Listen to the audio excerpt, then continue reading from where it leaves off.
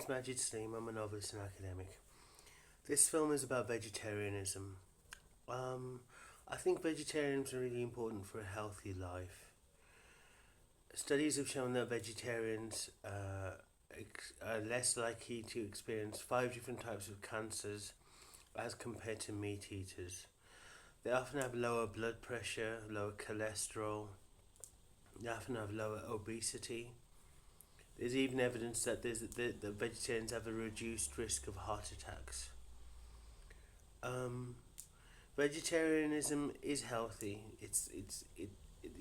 Meat contains a lot of fat, and not least. I mean, meat is cruel. You should be a vegetarian for health and dietary reasons. That's true, but you should be a vegetarian because it's morally indefensible eating meat to an extent. It's morally indefensible because if you think about a dog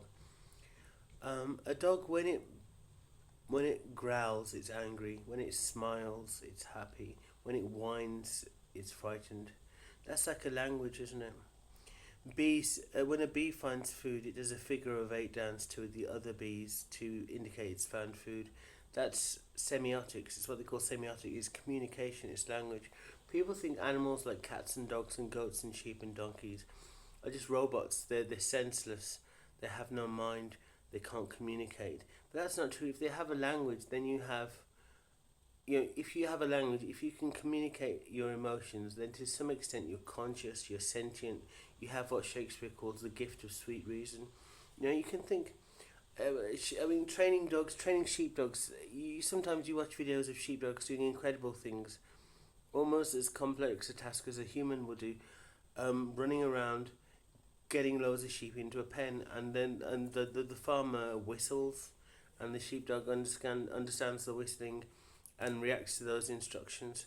There's a way of training sheepdogs. It's to talk to them in English, say, go and get those sheep into the pen, go and get those sheep into them, go and get those sheep into the pen. And then the sheepdog looks at it and then he nods and he understands it. He says, okay, I need to do this task. So communication with animals is possible. Anyone who owns a cat or a dog knows that they have feelings. They can communicate their expression. A cat purrs when it's happy. It hisses when it's angry. That's a language. If you have a language, you're sentient. You have what Shakespeare called the gift of sweet reason. You're conscious. You're alive. You want to be alive. Your animals don't want to die. I think Roger Moore said, safari shooting zebras, shooting lions is cruel because all these animals ask for is the opportunity to stay alive a bit longer, and you deny them that. You shoot them in the head. It's cruel. It's wrong. So there are a lot of reasons why you should be a vegetarian. Some of them are dietary, some of them to do with health because vegetarianism's very healthy, and some of them are because it's morally wrong to eat meat. These animals are alive. They probably do have feelings. They probably do care for their kids. They probably do nurture. And eating them is wrong. As a species, we need to come to the point where we have that moment of consciousness where we socially evolve to the point where we realise not everything we do is okay, and maybe animals have rights. Maybe animals have the right to exist. It's contentious. A lot of people like eating meat. A lot of people like eating meat without thinking. But it's my contention that we're at the point in our development as a species where we need to start thinking about this. Do animals have rights? Are we allowed to kill and eat them? Are we allowed to farm them in mechanized industrial agriculture, or is it wrong? There are lots of reasons why I think you should be a vegetarian. I recently published a book about Hinduism which did very well. It's called Why the Value of the East Should Matter to the West. In South Asian religions like Hinduism and Buddhism, often there's a belief in vegetarianism because it's a belief that it improves the sanctity of the body, belief that meat eating has bad karma, because you're causing an animal suffering. Essentially, you're murdering it. You're committing homicide. You're killing it for food, and that animal might cry. It might be upset. It might feel bad, and that leaves a thought imprint on your aura. That thought imprint on the aura in the end makes your aura unclean. So there's a belief in Hinduism that meat eating is totally unacceptable, totally wrong, because it desanctifies your soul, And if your soul is desanctified, then in the afterlife you're going to be in trouble. Um, Islam doesn't really. I mean, Hindus are vegetarians. Islam isn't a vegetarian religion exactly. They eat meat. They eat halal meat. But there's a belief that by praying to God, you're blessing the animal. So in its afterlife, it has an easier time. Although I think vegetarian is. I'd love it if Muslims became vegetarians. Um, because it's still wrong. It's slitting an animal's throat. It causes the animal some suffering, doesn't it? And you can argue that suffering is negated because you've blessed the animal and God is looking after the animal in the afterlife. But it does still cause some suffering. I couldn't imagine that it doesn't. So, I'd love it if all Muslims became vegetarians. Um, you know, I worry about what will happen after I die. I worry about what will happen in the afterlife. Have I lived a good life? Have I lived a bad life? And maybe there is somebody there, some entity, some elemental force, some deity, maybe even, who does make a distinction between vegetarians and people who eat a lot of meat. I have a lot of friends in the world. I have friends who are high net worth individuals. I have friends who are celebrities in places like Los Angeles and New York. If I could meet them, because often I don't meet them, if I could meet them, I would say to them, look, we need to become vegetarians because someday we'll be meeting. Someday we'll be. I don't know how you imagine it, at the pearly gates meeting our creator. I don't know what wording you'd like, but something happens after we die. I believe that this world is just a stage. Life is just a vestibule. Something more important happens after you die, and at that point, we need to make sure our record is in good order. And I think the way to do that is to be a vegetarian. So if I could meet all these lovely, beautiful people who I know at a distance, I would say to them, let's be vegetarians. Let's just eat beans, pulses, and lentils, eggs, cheese, and milk, and not fish. And if only I could, I'd make the world a better place. To paraphrase. What was his name again?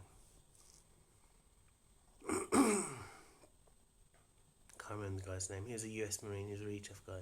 He sang really beautifully.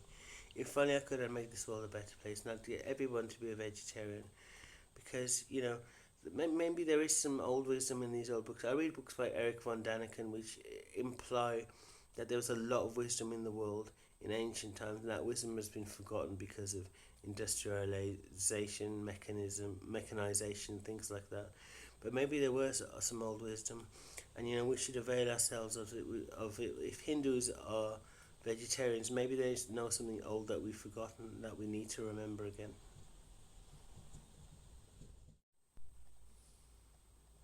One of the main problems with meat farming is the sustainability. Um, I often argue in a lot of different places. I've got a book on politics out in a couple of weeks. What's the date? I think it's March the 12th today, is it? It's March the 12th today, March the 12th, 2026. Later this month, I'm publishing a book on politics, where I argue that we need to worry about sustainability, because this world overconsumes, and we'll run out of resources very quickly. Then we won't be able to support ourselves as a species. To give you an example, growing a ton of garlic costs, I think, 80. If you use American money, costs 80 cents per ton. Growing a ton of potatoes costs what? I don't know, $1, 2 cents a ton.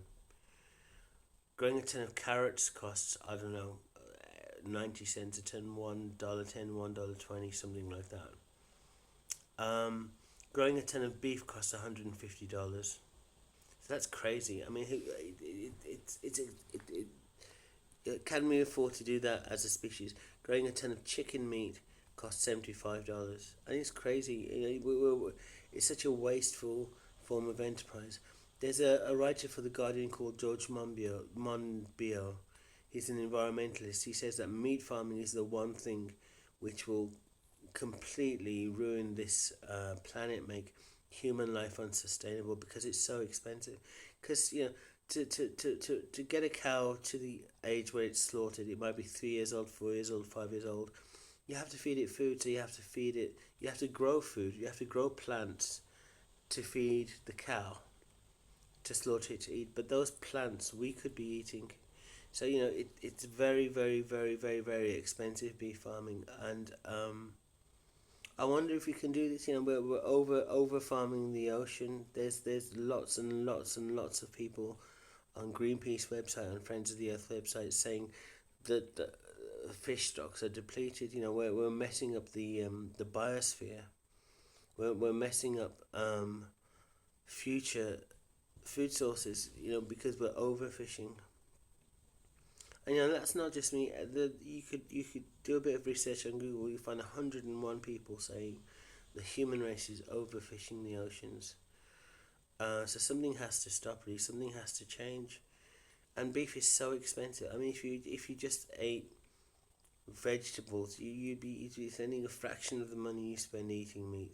And you know, people say they eat meat because they need the protein.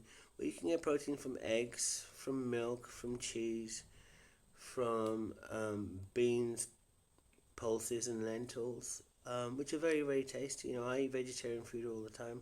There are lots of tasty things out there, like the Linda McCartney range, um, the corn ranges. They're really really tasty. And I'd implore everybody watching this to consider becoming a vegetarian, not just for your health reasons, not just for the future economy of the planet, but for spiritual reasons as well, because, you know, we need to worry about what will be said about us after we die. Maybe this isn't everyone's cup of tea, but I am spiritual, I am religious. I believe something awaits us after we die, and we need to make sure that our record is in a good order at that time.